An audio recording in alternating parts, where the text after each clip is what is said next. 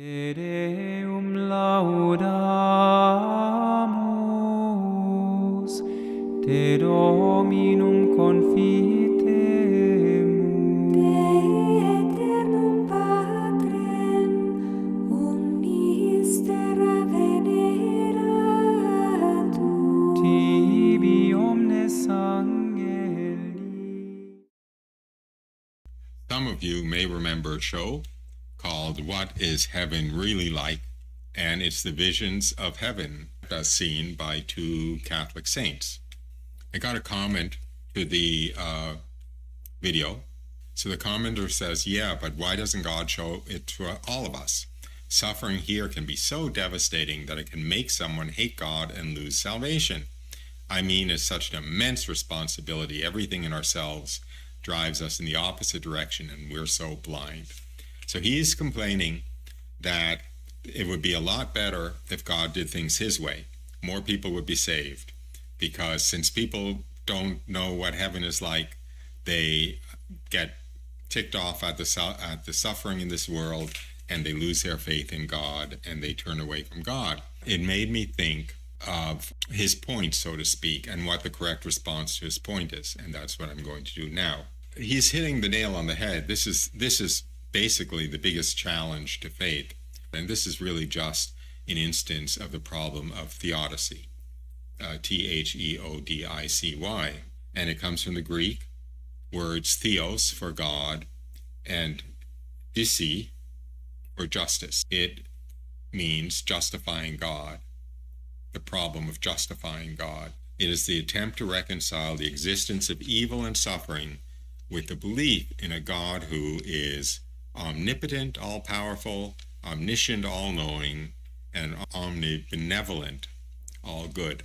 This problem of suffering has inspired our commentator to put himself in the position of God, actually, dethrone God and put himself in the position of judging and condemning God, which is in itself not a position one wants to be in when one comes to one's particular judgment after death. So what is the answer to this young man's problem? First question to ask is, what is the purpose of creation? Creation of everything. Certainly creation of the physical world, creation of man, creation of everything around us. Well, that's very simple. The only purpose of creation, as we know it, creation of the physical world, he created the world, as a way of creating souls for heaven. He's not so dumb. So everything about the way he created the world was designed as well as possible to create souls for heaven and to get souls to heaven. There's a very beautiful description of the purpose of man's existence and of all of creation from Saint Ignatius Loyola, which I will read now. It's called The First Principle and Foundation. Man is created to praise, reverence, and serve God our Lord, and by this means to save his soul. All other things on the face of the earth are created for man to help him fulfill the end for which he is created. It means all of divine providence, everything that happens, everything on the face of the earth, including what happens, is created for man to help him fulfill the end for which he is created. Everything around us is there to help us get to heaven. That's the purpose for the existence of everything, and if they are such that they will help get us to heaven, we should make use of them. And if they are going to hinder us, we should get rid of them. I'll read from St. Ignatius.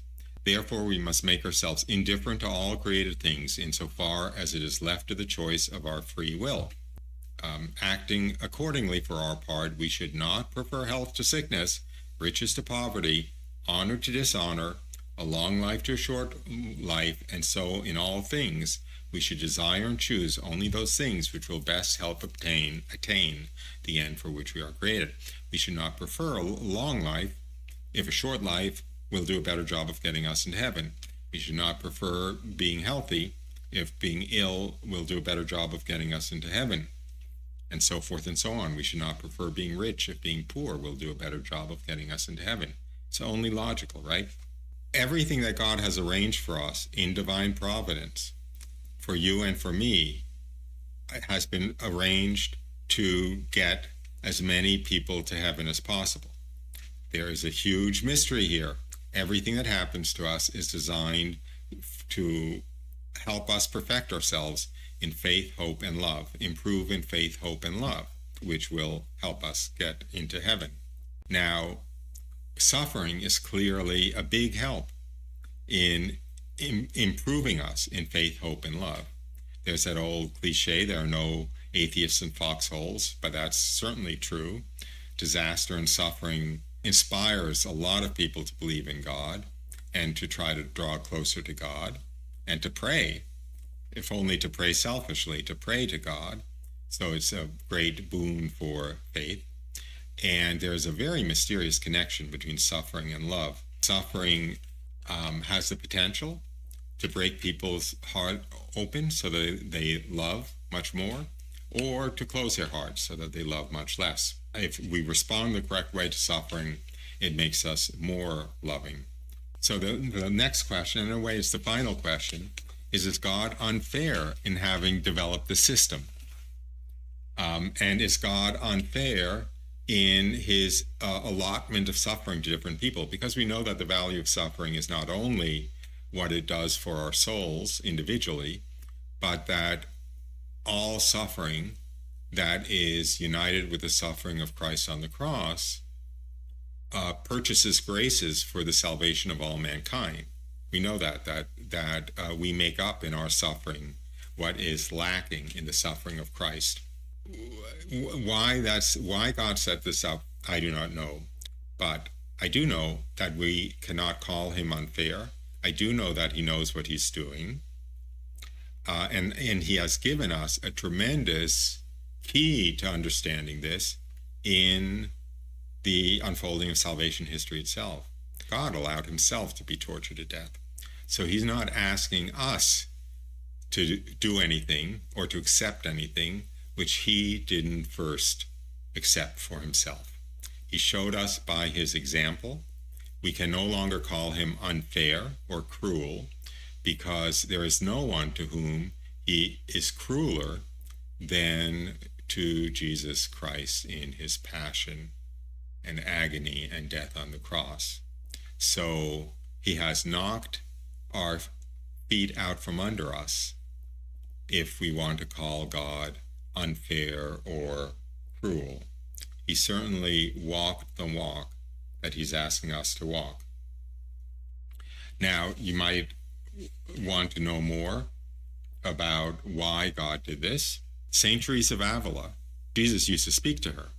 The very first time she heard his voice was when she was praying and complaining to God about why he was so unfair in giving her the extraordinary graces in prayer that he gave her. And she thought it was unfair that much more devout, much holier nuns did not receive the graces that she got. That was the first time she audibly heard Jesus speak to her.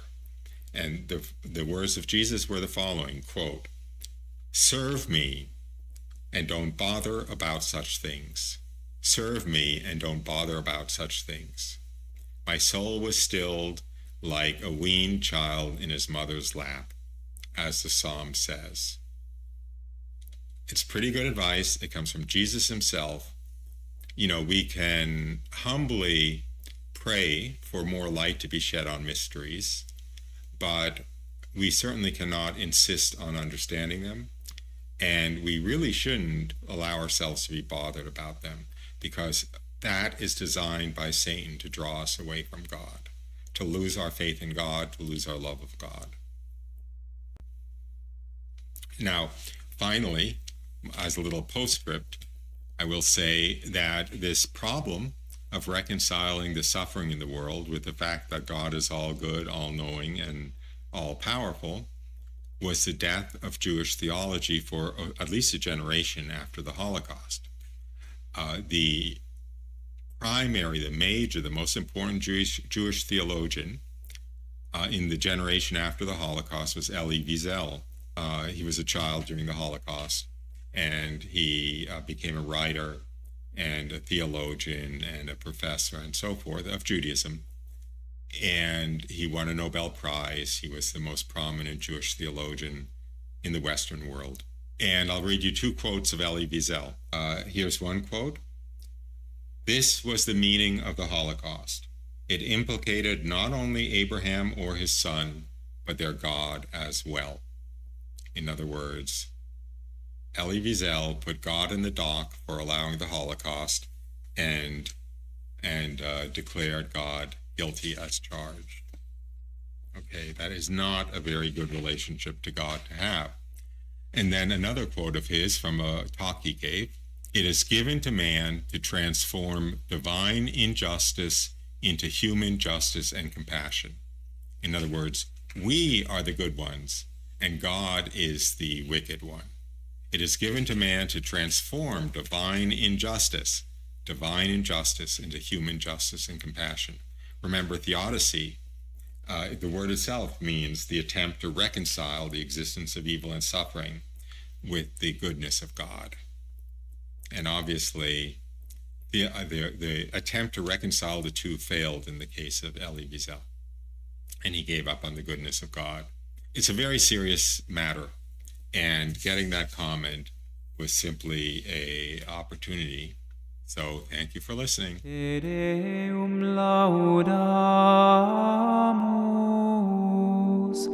te Dominum confit